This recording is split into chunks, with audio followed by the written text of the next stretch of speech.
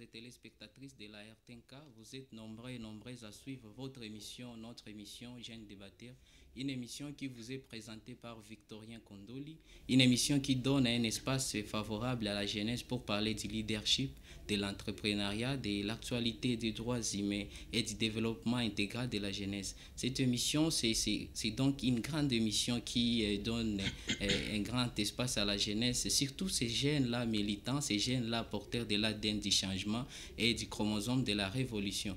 Aujourd'hui, nous allons traiter une thématique intitulée « De la justice populaire dans la ville de Bukavu, causes, conséquences et pistes de solutions ». Je ne serai pas seul dans ces beaux studios de la RTNK. Je suis avec Prem Mouchagalousa. Bonjour, monsieur Prem Mouchagalousa. Bonjour, très cher Victorien. Bonjour à tous les co-débatteurs ici présents. Bonjour également à tous les auditeurs et toutes les auditrices qui nous suivent à ce net moment.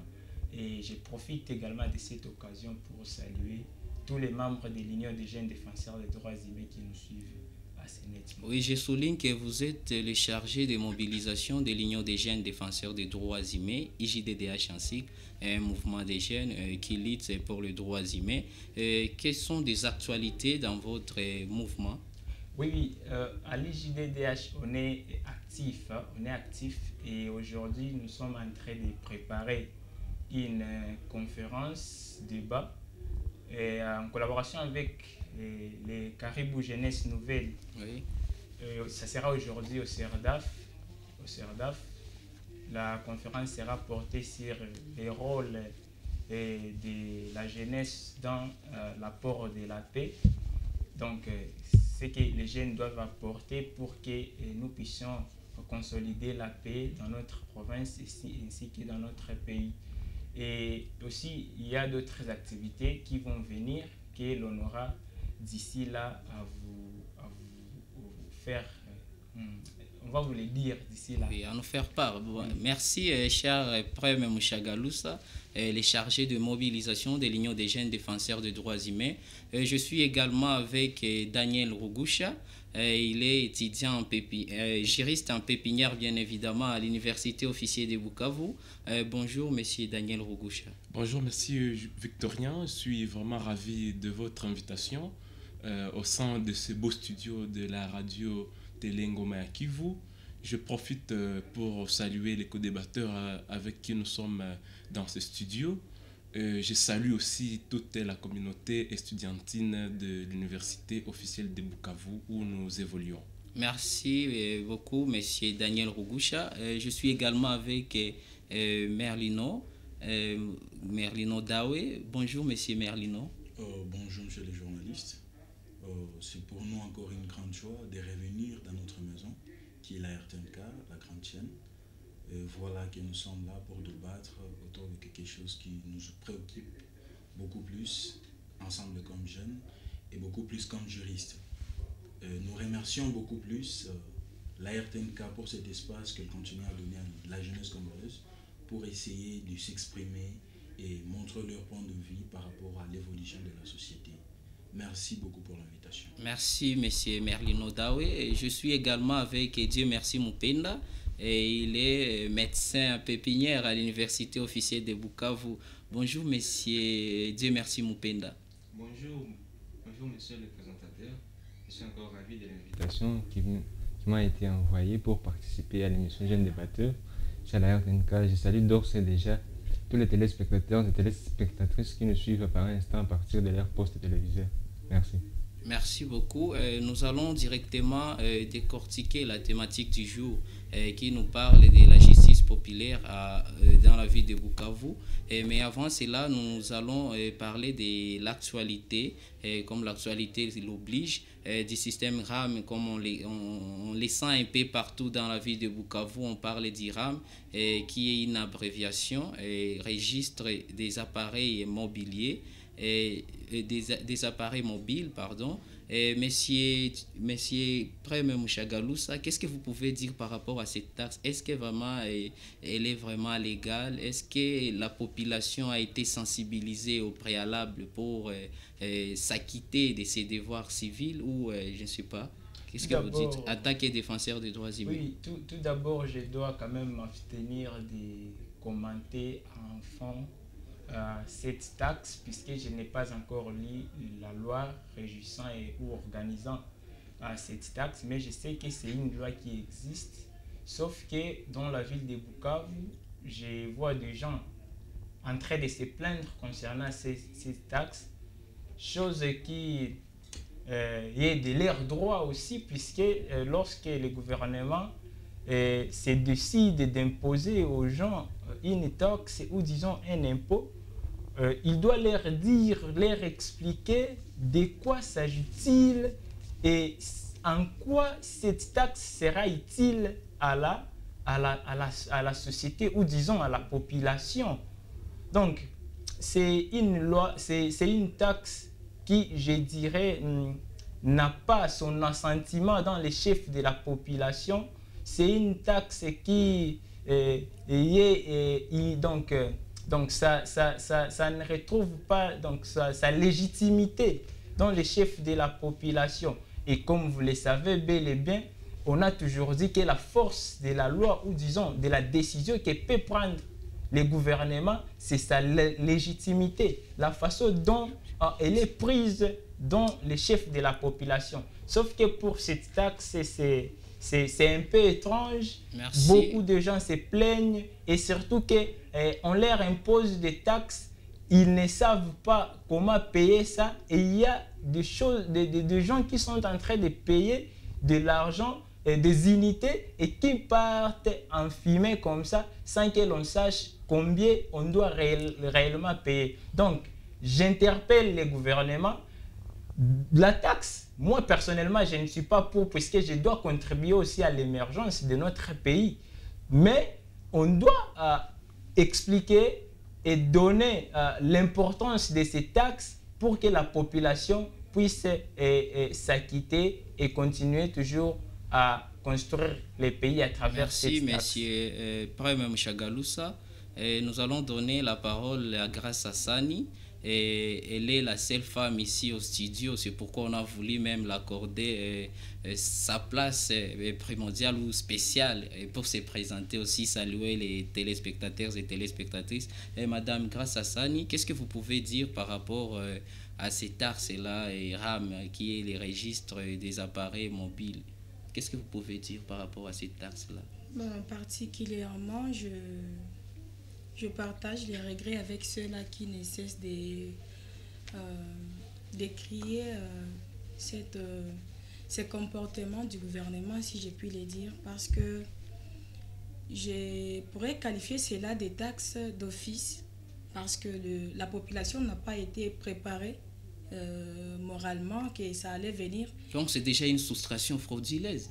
Oui, en quelque sorte. Là, à première vue, avant qu'on ne nous parle de ce que c'est ou avant qu'on entende parler de l'intitulé RAM, à première vue d'abord, je suis sûre que la personne qui a rechargé ces unités et qui a constaté que ça s'est volatilisé d'une manière ou d'une autre, je pense qu'à première vue, l'intention ou soit l'impression que la personne a eue, c'est que il y a eu une soustraction frauduleuse. Merci. Pour ne pas dire bien évidemment du vol. Monsieur Daniel Rugusha, est-ce que vous avez aussi quelque chose à ajouter par rapport à cette actualité-là qui est aujourd'hui un grand pincement pour nous, les Mutambula People, les Machaba, pour ne pas le dire. Alors, oui. On est déjà victime, tout le monde est déjà victime de cette taxe-là. Est-ce que vous avez quelque chose à dire? Oui, chez nous, on dit toujours que trop de taxes ou trop d'impôts tue l'impôt ou la taxe. Et cela voudrait dire tout simplement que l'État congolais devrait développer plutôt d'autres moyens pour financer ces projets de développement. Comme on l'a dit, que la taxe a été instituée pour financer la connexion Internet dans les milieux universitaires que nous ne voyons presque pas ou ce qui n'existe pas. Donc c'est du flou, c'est de l'amalgame tout à fait. Et comme vous voyez partout ailleurs, les gens développent actuellement l'industrialisation, l'agriculture, l'élevage, pourquoi pas aussi la pêche, pour tout simplement répondre aux besoins des citoyens. Mais ce qui nous étonne au Congo, nous voyons que les autorités ne cessent plutôt de songer en fonction des taxes, en fonction d'impôts. Et malheureusement, l'aspect que nous attaquons ici, c'est de pouvoir dénoncer l'absence de la contrepartie Oui, bien évidemment. de la dite taxe. Je pense que c'est ça même la base d'une taxe. Il faut qu'il y ait une contrepartie. Et ce qui n'existe pas chez nous. Et on n'allait pas seulement s'éterniser à décrier la taxe RAM, parce que tant d'autres taxes et impôts que moi je qualifie de tracasseries existent bel et bien, mais sous forme, je peux dire, sous forme d'escroquerie, et ça n'arrive pas à atteindre le niveau que nous sommes en train de constater actuellement. J'allais dire que nous sommes au courant actuellement de cette dernière, la taxe RAM, parce que tout simplement, ça vise nos appareils mobiles, ça vise nos cartes SIM, et voilà, nous sommes tous mobilisés, mais il en existe bel et bien tant d'autres taxes créées au niveau provincial, au niveau national, non justifiées, et qui ne permettent pas vraiment l'avancement de notre pays, de notre province, mais qui financent les projets individuels, les projets familiaux des gens qui sont à l'exécutif. Merci beaucoup Daniel Rugusha pour vos propositions, pas même vos propositions mais vos argumentaires par rapport à la taxe. Vraiment, vous n'êtes pas d'accord avec cette taxe et c'est de votre droit de le dire. Très haut, sans peur même aux yeux, parce que c'est votre droit constitutionnellement garanti. Monsieur Merlino Dawe, vous avez attendu les arguments des autres par rapport même à l'actualité et à ces taxes, la taxe RAM, qui est vraiment considérée comme un pincement vraiment au cœur de la population boucavienne et pourquoi pas de la population de la République démocratique du Congo en général. Qu'est-ce que vous dites? Parce que cette taxe a été prévue par un décret du Premier ministre sortant, Sylvestre Ilunga-Ilunkamba. Et selon vous, en tant que juriste en pépinière, qu'est-ce que vous pouvez dire par rapport à cette actualité-là?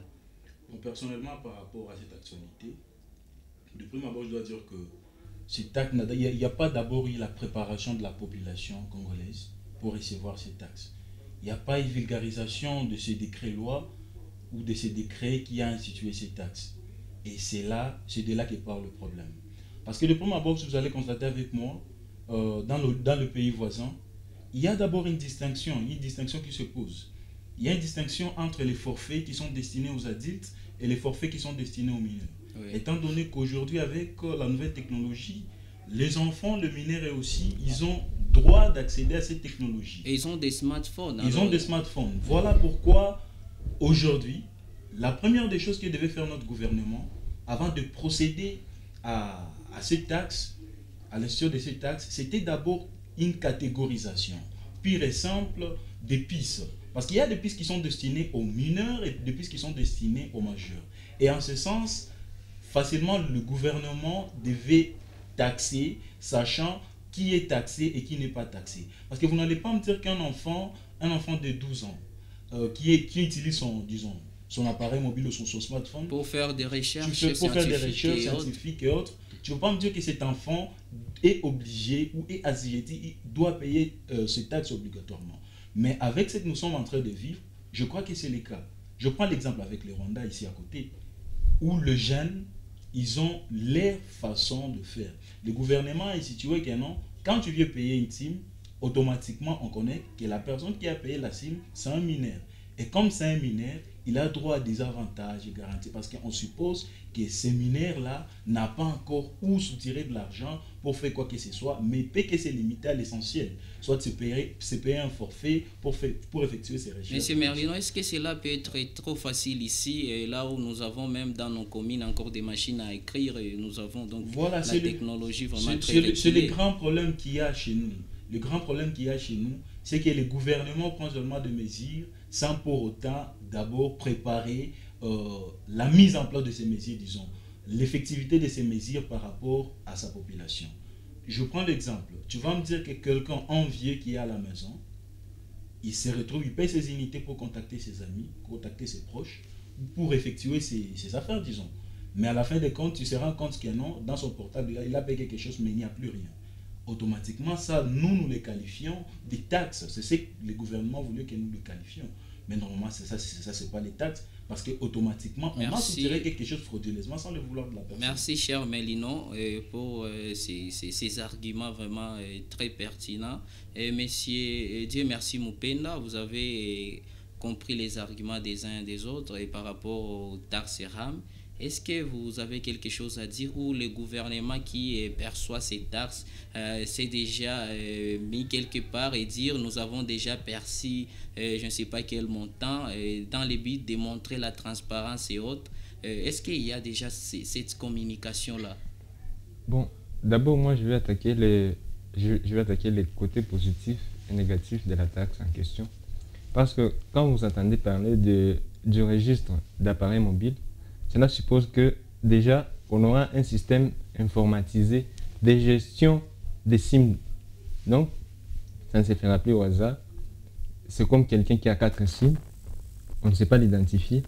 Quand il kidnappe un enfant, on ne sait pas l'identifier. C'est-à-dire que ces registres-là seront importants dans le sens d'identifier désormais toutes les SIM qui sont payées par les clients. Mais on pourrait les identifier sans pour autant y prendre des unités déjà. Oui, c'est-à-dire, bon, je vais les dire dans les aspects qui sont négatifs maintenant.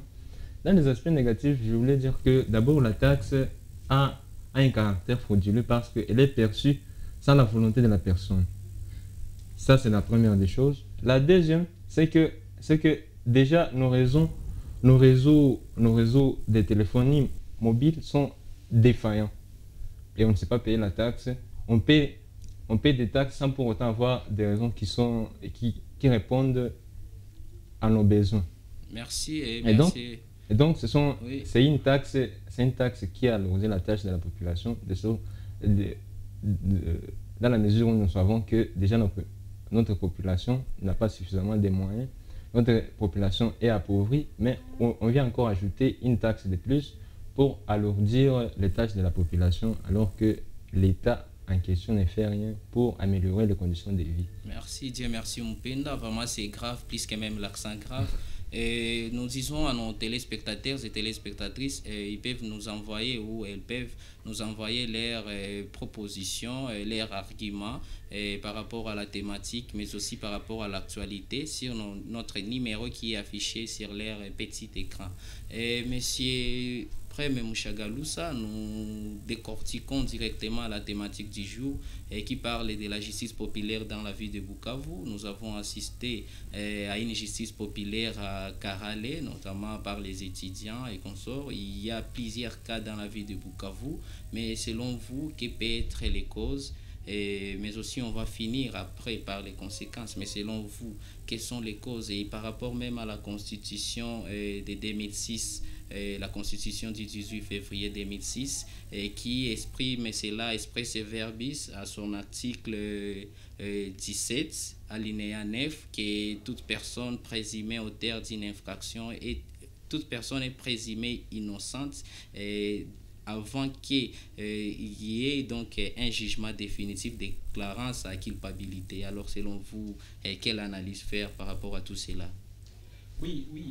Si on suit ou disons on interprète théologiquement, ou disons par rapport au but, cette disposition constitutionnelle, on peut dire que la Constitution bannit toute situation ou disons comportement qui viserait à se rendre justice à soi-même. Donc, en disant que toute personne bénéficie de... donc, toute personne poursuivie en justice, innocente, oui, aussi longtemps qu'il n'est pas encore déféré devant la justice, aussi longtemps que le jugement définitif n'est pas encore sorti, et il est innocent. C'est vrai, ça c'est sur le plan juridique. Et aussi, si je m'attaque directement à la cause, la première d'abord des choses, c'est la cause judiciaire. Cette situation est devenue courante dans notre province, dans notre ville. Il n'y a pas longtemps que vous avez entendu ce qui s'était passé là-bas au site universitaire de Karale. Donc, les gens n'ont plus confiance à la justice. C'est pourquoi je suis en train de vous parler de la cause judiciaire. C'est vrai, il y a des gens qu'on attrape en flagrant délit, mais lorsqu'on les défère devant les instances judiciaires, on les retrouve directement acquittés, sans que l'on ne suive pas la procédure normale de la justice. Donc ça, c'est une situation qui incombe. Donc le problème d'abord incombe à la justice congolaise qui n'arrive pas à faire son travail comme il se doit. Merci, mais aussi, ceux qui viennent, disons, voler, tuer les gens, comment est-ce qu'ils le font et pourquoi? Donc, ça aussi, c'est un problème. C'est une cause. Là aussi, on peut dénicher une cause qui peut être liée peut-être à la pauvreté, au chômage, au manque de moyens. Donc, parce que j'estime que si quelqu'un... Est-ce que le manque de moyens peut motiver la justice populaire, monsieur? Non, avant d'abord la justice populaire, oui. Il y a d'abord un élément déclencheur qui peut être soit les vols, soit les meurtres, soit tant d'autres choses. Tu vois? Donc, qu'est-ce qui peut pousser alors quelqu'un à aller voler avant qu'il ne soit attrapé pour être victime de la justice populaire? C'est peut-être la famine, c'est peut-être le chômage, peut-être le manque de moyens. Donc, ça aussi, c'est un problème. Mais aussi, notre population qui n'est pas aussi instruite quant à ça. La plupart de la population, donc la plupart des gens dans notre société ne savent pas ce que dit la Constitution par rapport, ou disons les lois de la République par rapport à la justice populaire. Oui, vous allez revenir sur ça pour ne pas vraiment monologuer ou monopoliser les débats. Je vois déjà Daniel Rugusha qui voulait parler. Monsieur Daniel Rugusha, vous avez compris ce que M. Prem Mchagalusa a dit par rapport à la justice populaire dans la ville de Bukavu. Et selon vous, d'abord, on devrait d'abord attaquer les préalables même de la thématique. La justice populaire, d'abord, c'est quoi selon vous? Et après cela, vous pouvez nous donner donc quelques causes de cette justice populaire, pour qu'enfin, donc à la fin de l'émission, nous allons donner aussi les conséquences, mais aussi les pistes de solutions. Vous avez quelques minutes pour donner votre Merci, monsieur Victorien, pour la parole, nous accorder encore. Au fait, comme on l'a dit très souvent, il faudra attaquer toujours les causes pour savoir les effets après. Et je m'inscris dans cet ordre. Ça, c'est la loi du karma. En tout cas, la causalité. Oui. Et c'est l'ordre que vous êtes en train de suivre ici.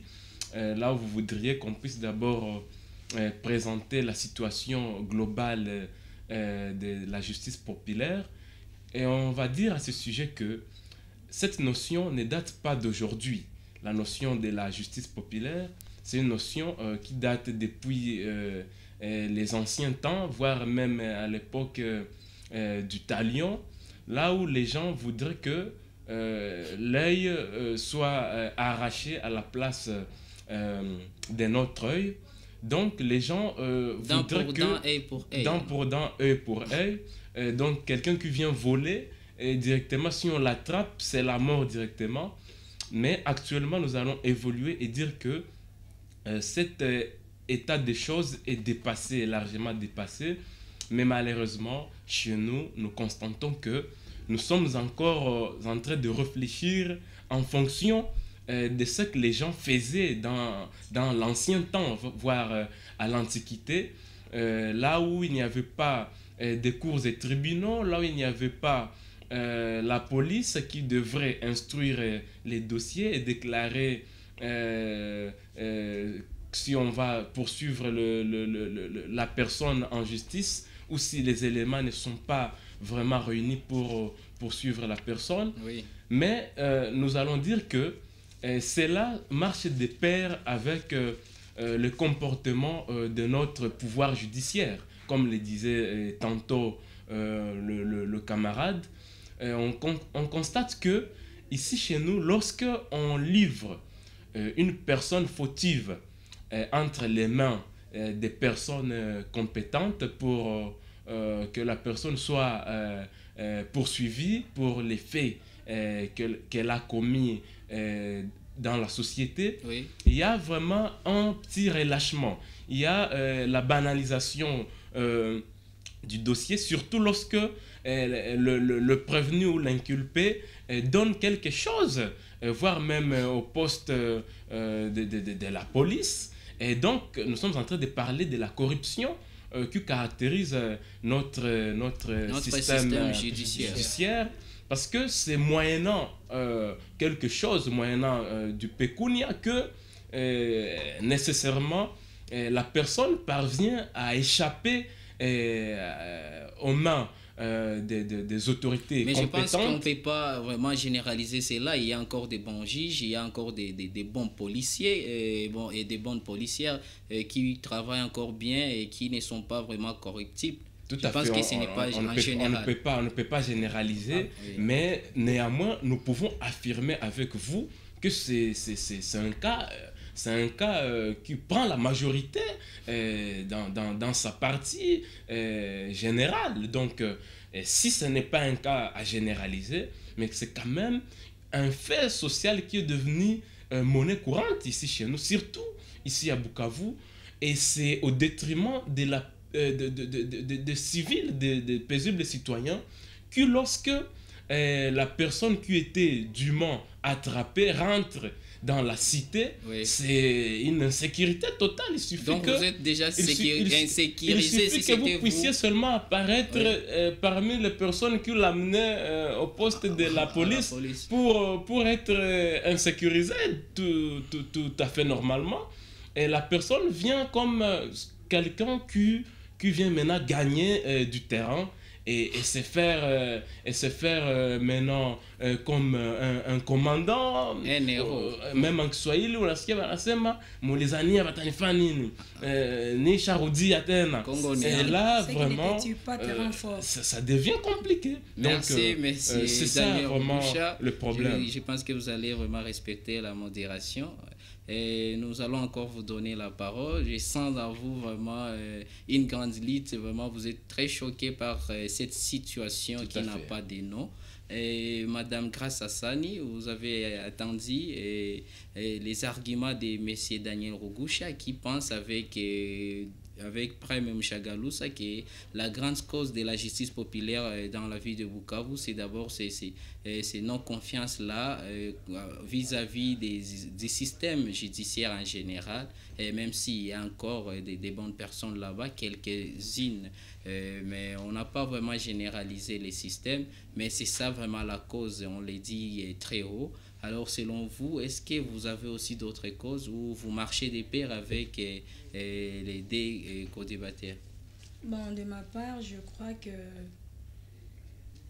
cette injustice, ou soit, si je dois dire, cette légèreté, n'est pas dans la légèreté dans la justice n'est pas un fait volontaire, mais je crois que c'est parce que nos autorités judiciaires, quand je parle des autorités judiciaires, je commence du niveau des OPJ, parce que je prends les OPJ et les OMP parce que c'est... Mais le président de la République aussi, selon la Constitution, il est aussi les magistrats suprêmes. Mais écoutez, c'est parce que c'est eux qui effectuent des enquêtes sur terrain. Alors, j'ai dit que cette légèreté n'est pas intentionnelle parce que j'ai dit maintenant que c'est dû au fait qu'ils ne sont pas tellement outillés. Oui. Donc, il y a des domaines qui les échappent. Nos OPJ ici n'ont pas fait la balistique, encore moins la criminologie. Mais il y a des experts, on fait appel aux experts, même le code des procédures pénales prévoit tout cela. Et oui. On ne peut pas être généraliste lorsqu'on est OPJ. Le code des procédures pénales prévoit cela, mais est-ce que tu peux me donner l'exemple, ou soit tu peux citer par exemple un centre où il y a des experts en balistique ici dans la ville de Bukavu? Oui, je ne suis pas, ça reste à chercher, mais dans des différents procès, on assiste aux interventions des experts en balistique qui nous parlent des retraits d'armes, je ne sais pas, des retraits de balles, tout ça, la distance et autres. Mais alors, on ne sait pas, alors, est-ce que lorsqu'il n'y a pas de moyens, il n'y a pas vraiment de moyens pour le fonctionnement de la justice, est-ce que cela fait que la justice vraiment soit perdue et la bonne moralité et autres pour que la population n'ait pas confiance encore à cette justice? Oui, parce que de ma part, je trouve que la population elle a tout à fait raison de ne pas avoir confiance à des autorités judiciaires qui, souvent, la plupart des cas, lorsqu'il y a des infractions commises par-ci, par-là dans la ville, la solution la plus rapide, c'est le classement du dossier. Souvent, c'est ça. Parce que j'ai été, je ne sais pas si je dois m'appeler témoin, chez nous à la maison, il y a eu assassinat dans notre maison. Toutes nos condoléances. Oui, de nos locataires. 2 garçons ont été assassinés lâchement comme ça. Et on a même ramassé des cartes d'électeurs. De ces présumés bandits. Voilà, dans la maison. Les policiers, ils ont amené ça. Mais jusqu'à l'heure où je te parle, il n'y a eu rien. Jusqu'à maintenant. Il y a eu classement des dossiers. Alors, je ne sais pas si... comment... La confiance en soi, ça se mérite. Ça ne se donne pas. On ne ramasse pas la confiance. Ça doit se mériter. Oui, on doit stimuler, on doit inspirer confiance. Mais lorsqu'il y a des autorités judiciaires qui n'inspirent pas confiance, on n'a même pas des références pour dire que non, dans tel cas, ici dans notre ville, il suffit seulement que le présumé bandit puisse s'échapper pour que les dossiers soient classés directement. C'est ce que nous sommes en train de vivre. Alors ça mène à ce qui est maintenant la cause de la justice populaire de nos jours. Une personne qui a déjà vu... Est-ce que c'est encourager la justice populaire selon vous en tant que fille, en tant que femme d'aimer? Est-ce qu'on doit encourager la justice populaire où on tue quelqu'un? Il y a même des innocents qui peuvent être attrapés, vous quittez seulement dans la maison et on tombe sur vous. On dit que c'est vous qui étiez, je ne sais pas, opérateur quelque part. Alors, on vous tire directement sans même vous interroger et autres. Est-ce que, selon vous, cette pratique-là, c'est encouragé dans une société civilisée encore au XXIe siècle? Bon, dans une société civilisée, c'est pas encouragé. Mais je ne peux pas ne pas souligner que c'est plutôt cette légèreté dans les investigations qui encourage maintenant la justice populaire. Merci. Monsieur Merlin Odawe, vous avez compris, on a vraiment donné beaucoup de minutes à Grâce Hassani parce qu'elle est la seule fille ici, la seule femme, et la parité l'exige même. Et monsieur Merlin Odawe, vous avez compris les arguments des uns et des autres. Et selon vous, et avant même de revenir sur les causes, et vous allez aussi donner les conséquences. Quelles sont les conséquences de cette justice populaire que nous vivons dans la ville de Bukavu et en République démocratique du Congo? Bon, aujourd'hui, dans notre pays, il y a beaucoup trop de conséquences. Parce que nous allons le constater avec vous que à tout moment, quand il y a justice populaire, il arrive 2 fois et très souvent que les innocents tombent dans le manche de la population. Ils n'étaient pas vraiment les personnes qui ont commis les délits dont la population est en train de rechercher la personne, mais parce que seulement la personne s'est retrouvée au mauvais endroit, au mauvais moment, automatiquement la personne est tuée. La personne est jugée par la population. Je crois qu'il est important... Juger sans jugement, bien Juger sans jugement, bien sûr. Parce qu'il est très important, parce qu'on a dit, comme la codebatteur, Grâce Hassani l'a dit, il y a cette confiance qui se perdit. Cette confiance s'est évaporisée. Et encore, il faut que nos dirigeants, il faut que notre gouvernement essaye de recultiver cette confiance dans la population pour que la population ait encore cette confiance. Et en ce sens, on est sûr et certain que la justice populaire va disparaître. Parce que quand la population sera en justice, c'est-à-dire la population estime que non, nos dirigeants sont incapables de rendre justice. Et comme ils sont incapables de rendre justice, nous nous rendons justice selon notre vouloir à nous, selon nos règles que nous voulons. Et comme on l'a toujours dit, la masse n'a pas d'âme. Là, chacun fait la loi. Chacun peut faire ce qu'il veut. Donc c'est comme un champ de maïs où tout c'est le monde a la barre. Bien évidemment. On va pas dire, donc la proportion ne sera pas d'actualité là-bas. Parce qu'on va seulement prendre la personne, on va juger la personne, c'est là, donc sans soubassement au fait. Même en cas de flagrance, si prenons l'exemple d'un cas de flagrance, on trouve quelqu'un en train de voler, quelqu'un en train donc Un vient panneau de tirer, solaire un panneau solaire directement, on vous fait briller. on vous brille automatiquement. Est-ce qu'il y a proportionnalité? Il n'y a pas proportionnalité. La personne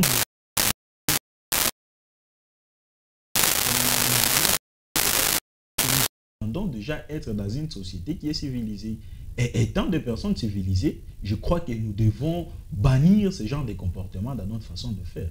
Et malgré le fait que nous ne faisons pas la confiance à la justice, mais quand même, c'est à nous de mettre la pression à cette justice pour que cette justice puisse bien dire le droit. C'est à nous d'essayer d'apporter les changements. C'est nous-mêmes qui travaillons dans cette justice. Merci. Parce que vous n'allez pas me dire que la justice... Vous travaillez déjà dans la justice? Bien évidemment. Je peux dire que je travaille dans la justice étant donné que dans mon organisation Ligue des Académias, déjà que je suis là comme coordonnateur du programme de droits humains. Mais vous n'êtes pas dans la justice. Attends, pourquoi je dis que je ne suis pas dans les circuits judiciaires?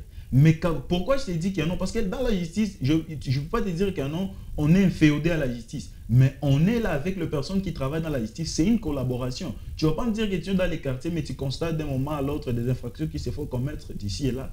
Et tu es incapable de dénoncer ça. Vous êtes incapable. Et là, quand on est capable de dénoncer, c'est-à-dire on est pour. On est avec, disons, on garde cet esprit. Merci. Et ce qui est en train de se commettre est vraiment bon. C'est ça. Oui, nous avons invité aussi Dieu merci Moupenda parce que lui, il est médecin en pépinière. Je préfère dire toujours en pépinière. Merci Dieu merci Moupenda. Selon vous, vous avez vraiment, et vous voulez aussi consacrer votre vie pour sauver les vies des autres, comme les serments d'Hippocrate. Selon vous, est-ce que cette justice populaire dans la ville de Bukavu ne viole quelque part la sacralité de la vie humaine telle qu'est garantie par la constitution de notre pays? C'est ça la Bible même de l'État, à son article 16, qui dispose que la vie humaine est vraiment sacrée. C'est la sacralité de la vie. Et selon vous, en tant que médecin en pépinière, qu'est-ce que vous dites par rapport à cette situation-là? D'abord, je commence par ce point de la sacralité de la vie.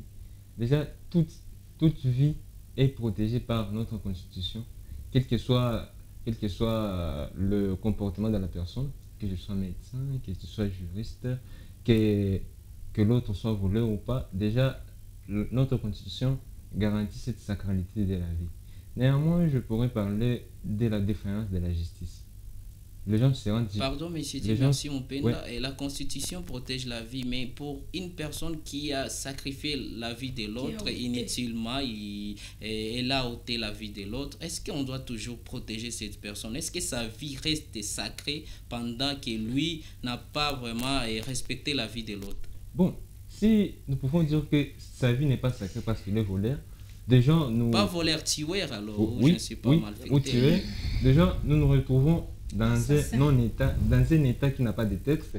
Parce que déjà nous avons des textes qui disent directement que lorsque la personne a commis un meurtre, il y a eu une punition qui lui est accordée. Et la peine de mort. Et cette punition-là, ce n'est pas la pendaison, je le dirais comme ça, ce n'est pas la pendaison. Il y a une punition qui lui est garantie par le texte de notre pays. Mais le code pénal prévoit la peine de mort, même si ce n'est pas encore appliqué, vu que les Congo avaient adhéré à un moratoire. Alors. Mais on déclare la peine de mort pour quelqu'un qui a tué l'autre. C'est ça d'ailleurs le principe. La peine de mort, ou je ne sais pas s'il y a des circonstances atténuantes, je pense qu'il pourra profiter de ces circonstances-là et être condamné même à perpétuité, donc pour toute la vie en prison. Alors, je ne sais pas, est-ce que ce n'est pas de là que la population aussi tire la justice populaire? Non. Bon, je dirais non. D'abord, je voulais préciser que je ne suis pas juriste. Bon, je ne maîtrise pas ces domaines-là. En tout cas, je ne peux pas savoir beaucoup de choses, mais quand même, je sais que notre pays fait partie des pays ayant adhéré à à certaines organisations de la communauté internationale. Et déjà, notre pays a signé beaucoup de documents qui faisant bannir cette tendance-là de justice populaire. Pas de justice populaire, mais plutôt de peine de mort. Mais de peine de mort, oui, bien sûr. Mais je peux aussi parler de la défense de la justice. Notre population sera en justice parce que la justice a vraiment défailli. C'est l'occasion pour moi d'interpeller tous les juristes en pépinière, comme vous le dites, qui sont avec nous au studio, de se préparer déjà à une lourde tâche, d'échanger beaucoup de choses, d'apporter des révolutions pour que nous ne puissions plus vivre ce que nous vivons à présent. Parce que quand nous avons des textes, nous avons quand même en abondance, mais nous manquons des personnes qui ont la volonté de mettre en application tous ces textes-là. Et donc, si la justice réussit à sa mission de donner une justice équitable, je crois que la population n'aurait pas à recourir à des différentes activités de justice populaire.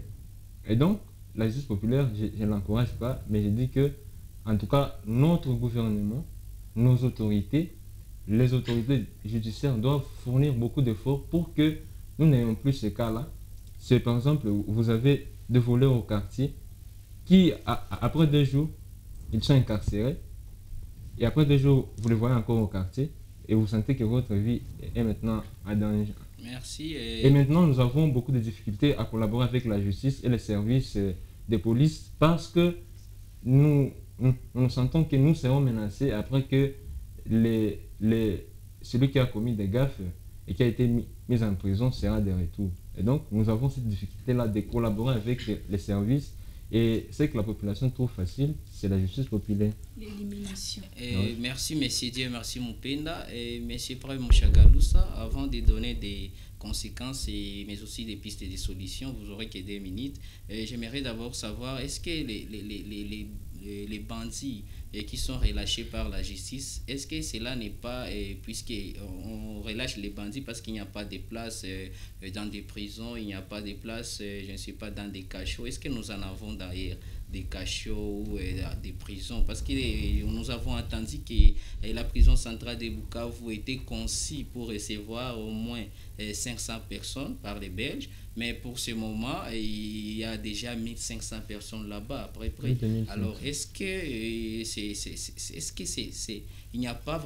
cela n'est pas justifié au fait qu'on n'a pas des bonnes maisons carcérales ou je ne sais pas? Oui, c'est vrai que les situations carcérales en RDC restent déplorables. C'est vrai, il n'y a pas beaucoup de cachots qui peuvent recevoir même plus de 10 personnes. Ce sont des cachots qui sont attachés à des différents commissariats de la police, mais qui ont du mal à recevoir même 10 personnes. Et lorsque vous y entrez, il faut voir la situation dans laquelle vivent les détenus. Donc, ça reste à déplorer. Et même la situation dans laquelle vivent les prisonniers dans la prison centrale, ça reste à déplorer aussi. Monsieur Prime, au niveau des amigos, des cachots, on n'est pas encore prisonnier, on est en détention préventive. Donc on est encore présumé innocent. On ne peut pas arriver dans la prison centrale sans pour autant passer par là. Si on respecte bien toutes les procédures judiciaire. Mais parfois on saute toutes ces étapes-là. C'est ça, c'est parce qu'il n'y a pas des endroits. Lorsque vous avez la force, je pense qu'on ne doit pas vous amener au cachot. Et lorsque, je ne sais pas, vous êtes accusé par une personne vraiment boss. Sérieux. Non, vous êtes accusé par une personne, comme on l'a dit, un boss, il va vous amener directement en prison centrale. Non, mais ça ce sont des choses à déplorer. Donc les choses ne devraient pas se passer comme ça. Et les suspects doivent être d'abord entendus par la police judiciaire et puis après on peut les déférer devant les magistrats du parquet pour finalement être déférés devant les juges et directement entrer dans la prison centrale. Et donc, quelles sont alors les conséquences avant d'y arriver, vous avez on doit pas aussi, oui, je sais, on ne doit pas aussi se cacher devant cette situation carcérale. ce qui conditionne, ce qui autorise cette situation, c'est que la plupart des gens qui opèrent dans la nuit, ceux qui tuent les gens, ceux qui font braquer les banques, ils sont parfois chapeautés par les organes auxquels vous devriez les déférer. On ne doit pas confirmer cela, mais vous n'avez pas j'utilise les conditionnels. Il serait parfois chapeauté par les organes auxquels vous devriez les déférer. Donc, et parfois, lorsque la population voit comme ça, et la plupart des choses qui arrivent comme ça, c'est dans le cadre de la répétition. Lorsque vous avez déjà attrapé quelqu'un, vous les déférez devant la justice, et puis vous les revoyez encore dans la cité, puis vous les surprenez encore en train de faire la même bêtise. Un récidiviste alors. Voilà, un récidiviste. Tomber directement aux conséquences et puis aussi aux pistes de solutions. Oui, les conséquences sont énormes. Les conséquences. Vous connaissez, nous qui vivons dans la capitale, disons, de la ville de Bukavu, la commune de Kadutu, là où les maisons sont entassées, vous voyez, nous voyons beaucoup de choses. Il y a de ces jeunes-là dans l'adolescence qui, lorsqu'ils se promènent dans les quartiers en train de regarder dans les petites fillettes dans les quartiers, il y a des parents ou disons des gens qui croient que ces garçons sont en train de vouloir voler, et derrière eux, on a toujours eu à crier Mouizioule, vous voyez, Mouizioule. Et lorsqu'ils commencent à courir, les gens viennent et commencent à l'attaquer sans pour autant savoir s'il était réellement vous voyez. Donc, et il peut être même décapité, tué pour ça, alors qu'il est victime, donc qu'il est innocent, pardon. Donc les conséquences sont énormes, les conséquences de la justice populaire, aussi longtemps que l'on ne sait pas découvrir l'innocence de quelqu'un, ou disons la culpabilité. S'il est coupable, on ne sait pas découvrir sa culpabilité, mais comme piste de solution, je ne peux que proposer à notre gouvernement, et particulièrement au ministère de la Justice ayant les parquets dans ses attributions, de bien vouloir faire une bonne surveillance dans les chefs de ces magistrats là-bas au parquet, voir si réellement ils font leurs tâches comme il se doit. Donc, si on peut un jour voir un magistrat qui soit puni pour avoir relâché quelqu'un qu'on a attrapé en flagrant délit en train de tuer, ça peut servir de leçon pour presque tous les magistrats. Et là, ça pourra quand même vous avez pris vraiment tous les temps. Il faut aussi société. respecter la modération. C'est parmi les attributs d'un bon leader, de respecter aussi la loi du débat. Monsieur Daniel Rogusha, vous avez compris les arguments de Prem, combien de fois pertinents, même s'il n'a pas respecté ces ministres qui lui étaient attribués. Monsieur Daniel Rogusha, qu'est-ce que vous pouvez donner en tant que piste de solution pour riposter à cette situation qui, d'ailleurs, vous avez dit, qui est en retard de 3 siècles. Nous sommes déjà au 21e siècle. On ne doit pas encore parler de la justice populaire, du principe dent pour dent, œil pour œil. C'est vraiment cyranné. Alors, selon vous, qu'est-ce que vous pouvez donner comme piste de solution alors pour remédier à cette situation-là? Oui, par rapport aux pistes de solutions, avant d'y arriver, nous aimerions d'abord dire une chose par rapport à l'avantage que pourrait procurer le fait de capturer un membre d'une société ou d'une association de malfaiteurs, une fois s'il pourrait bien être entendu par la justice. Bien évidemment, l'avantage, c'est qu'il pourrait peut-être dénoncer ces autres bandits là qui ne font que tracasser les paisibles citoyens. Mais ici chez nous, c'est le contraire. Lorsqu'on met la main sur l'un des membres d'une association de malfaiteurs, c'est la mort directement. Et il y a Et il même faut encore- d'autres amis de ces malfaiteurs qui profitent même pour lui tirer directement et perdre des signes, des pistes C'est ou ça, des traces. c'est ça, au fait, ce sont ça les conséquences de cette justice populaire, parce que autant que vous seriez en train de l'exécuter, et autant que ces autres bandits peuvent aussi venir et accompagner vite sa mort, précipiter sa mort, Oui. pour que ces derniers ne puissent pas dénoncer ses Les complices. Voilà une conséquence très fâcheuse que je voudrais dénoncer par rapport à la justice populaire, et nous encourageons vraiment notre population, surtout en cette période, parce que c'est là un corollaire à l'insécurité qui sévit grandissante sur toute l'étendue de la province actuellement, parce que tant des cas de braquage contre les changeurs de monnaie et des tenancieux de maisons de cartes prépayées, Airtel Money, Orange Money, tout ça sont vraiment attaqués. Et il n'y a pas longtemps qu'on a encore vécu cette situation à l'époque du gouverneur Nyamugabo, aux côtés de la société Kotecha, ici au Feu Rouge, tout ça, ce sont des choses qui se répètent plusieurs fois.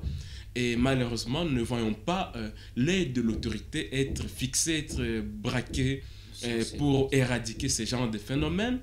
Parce que la conséquence, c'est la justice populaire, bien évidemment. Alors, vous avez encouragé la population dans quoi? Vous avez dit que nous encourageons la population. Nous encourageons la population dans la justice populaire. à faire confiance, confiance aux organes compétents de notre justice, malgré encore certaines défaillances que nous sommes en train de décrier.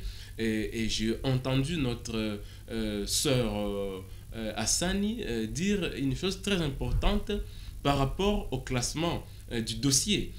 Ici au parquet, nous y étions, donc c'est de la pratique tout à fait. Lorsqu'on y était, on ne voyait que le classement sans suite des dossiers. Et il fallait que le prévenu ou sa famille donne quelque chose en termes de monnaie. Je pense que vous ne parlez pas des secrets professionnels. Non, ce ne sont pas des secrets professionnels, ce sont des choses prévues dans différents codes. Le classement sans suite doit être motivé par des éléments sérieux et logiques. Mais ici, chez nous, au parquet de Bukavu, on ne voit qu'un classement monnayé. Donc, il faut donner quelque chose et on oublie tout ça que l'inculpé a fait contre la société, alors que le ministère public serait ou devrait être l'organe de la loi. En termes de pistes de solutions pour chuter, nous proposons d'abord qu'il y ait quand même une confiance, c'est ce que je disais tantôt, une confiance de la part de la population aux organes de la police, aux organes du parquet, et d'autre part, ça c'est d'une part, et d'autre part, que le gouvernement puisse doter de ces organes des moyens conséquents pour qu'ils échappent à la corruption, pour qu'ils échappent au trafic d'influence, parce que ça aussi ça existe. Et là, lorsqu'on était en stage, on parlait plutôt de la parapluie. Il fallait dire, est-ce qu'il y a un dossier qu'on a parapluie qu'on y voit à Kinshasa? Et là, lorsqu'il y a trafic d'influence, directement le magistrat est dessaisi du dossier, on libère l'inculpé, le prévenu, tout ça. Et c'est fini, donc la société continue à souffrir davantage. Merci, monsieur Daniel Rugusha, pour ces arguments et pour ces pistes et des solutions, combien de fois vraiment louables. Et madame Grace Hassani, et dans quelques mots, quelles sont les pistes et des solutions par rapport à la justice populaire? Pour éradiquer bien évidemment la justice populaire, parce que c'est au gouvernement d'assurer ses rôles bien évidemment régaliens, notamment la justice. Alors, qu'est-ce que vous pouvez donner comme piste des solutions pour qu'il y ait encore le gouvernement prenne cette fonction-là vraiment très régalienne? Avant de parler de pistes de solutions, je voudrais parler des deux conséquences auxquelles amène la justice populaire. La première conséquence est irréparable, dans le sens où la personne qui est victime de la justice populaire, Oui. la personne lapidée par la masse, est une personne innocente. Oui, lorsqu'elle est innocente, C'est alors, irréparable. c'est irréparable. Ça, c'est la première conséquence. La deuxième conséquence, cette justice est réalisée sans tenir compte de la foule. La foule est composée de plusieurs catégories de personnes. Il y a même des enfants qui sont en train de regarder comment on est en train d'introduire une branche, un tronc d'arbre dans la bouche d'une personne. C'est traumatisant. Je suis une grande personne, j'ai assisté à ce qui s'est passé dernièrement à Karale, mais il n'y a pas vraiment de mots pour décrire ce que j'ai Donc, vu. il n'y a pas C'est eu la inhumain. rationalité. Donc c'est inhumain, c'est traumatisant de sorte que j'avais l'image de la personne qui était en train de crier dans ma tête les soirs quand je suis revenue à la maison. Donc c'est traumatisant. Oui. Ça, c'est la deuxième Atterrissez, Madame conséquence. Grace. Dans quel... Par rapport aux pistes et de solutions, moi je pense qu'à part les organes de la loi, les juridictions qui sont prévus, il faudrait aussi y ajouter des centres d'expertise où on pourrait y trouver des experts dans plusieurs domaines. Lorsqu'il y a Merci. un cas de viol, on recourt à tel expert. Merci, Ça pourrait faciliter Madame les choses. Grace Hassani, pour ces pistes et des solutions. Et merci Merlino. D'ailleurs, ça sera votre dernière prise de parole. Quelle est la piste et des solutions selon vous par rapport à cette situation? Je parle d'une seule piste et des solutions parce qu'il n'y a pas encore de temps. Vous Voilà, pouvez bon. synthétiser cela? Personnellement, ce qu'il y aurait comme piste de solution, c'est d'abord conscientiser notre population pour que notre population puisse s'écarter de cette façon de faire, éviter la justice populaire, éviter de se rendre justice et continuer, malgré le fait qu'il y a cette confiance qui se peut volatiliser dans nos instances judiciaires, mais continuer à cultiver cette confiance. Peut-être la justice aussi, disons, sont les personnes qui sont là. Ils vont voir que vraiment cette Merci. population nous fait confiance et comme il nous faut confiance, faisons quand même quelque chose de positif, le Merci. travail qui est bien fait pour qu'à que la population ou la justice soit très bien garantie. Merci, sur tous les Monsieur plans. Merlino Merci Dawe, beaucoup. pour ces propositions, mais aussi des signes des pistes, des signes des pistes, des signes des pistes et des solutions, pardon, je me rappelle des signes des pistes pour les scouts, pour ces pistes et des solutions par rapport à la thématique du jour. Monsieur Dieu merci Mupenda, vous pouvez donner quelques solutions. Bon, je dans voulais une dire minute. enfin que les conséquences sont nombreuses. Et la première, c'est que nous retournons à la période des talions. C'est que tout le monde sera à la poursuite de tout le monde Oui. après cet événement de justice populaire. Et les pistes de solution, la première, c'est la réforme de la justice. La seconde, c'est la sensibilisation de la population, la conscientisation pour qu'en effet, la population recouvre cette humanité-là, pour que notre population cesse de se rendre justice, afin que nous ayons une société, en tout cas, en équilibre. Merci. C'était vraiment un grand honneur de vous avoir comme invité, monsieur Dieu merci Mupenda. Merci beaucoup de l'invitation. Oui, monsieur Prime Mouchagalousa, c'était un grand honneur de vous avoir comme invité dans ce beau studio de la RTNK. Merci également à la radio, télévision Goma Kivu d'avoir encore une fois pensé à nous. Merci à Daniel Rugusha pour avoir répondu favorablement à notre invitation. Merci de m'avoir invité pour donner nos idées par rapport à la thématique du jour. Madame Grace Hassani, c'était un grand honneur de vous avoir comme invité dans ce beau studio. Tout le plaisir a été pour moi. Monsieur Merlino Dawe, c'était un grand plaisir de vous avoir comme invité dans ce beau studio de la RTNK. Merci beaucoup une fois de plus d'avoir pensé à nous. Il ne suffit toujours pas d'être à côté de la jeunesse. Merci beaucoup à la RTNK pour la promotion de la jeunesse et particulièrement à la directrice de la RTNK qui ne cesse pas de soutenir la jeunesse, mais aussi à Moloto qui est le technicien de la RTNK et qui est toujours là pour cette émission, pour la promotion de la jeunesse. Ça, nous saluons vraiment en passant.